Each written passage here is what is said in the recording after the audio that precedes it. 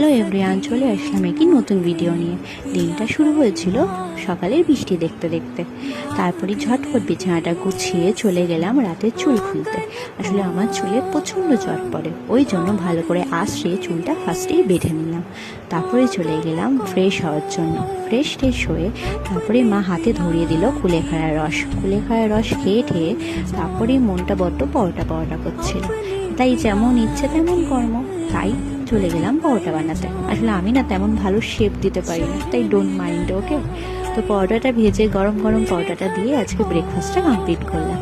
তারপরে স্নান করে আসলাম। স্নান টান করে এসে না আমি তেমন কোনো মুখে কিছু মাখি না, আমার ঠিক নিজের প্রতি যত্ন নেওয়া হয় না।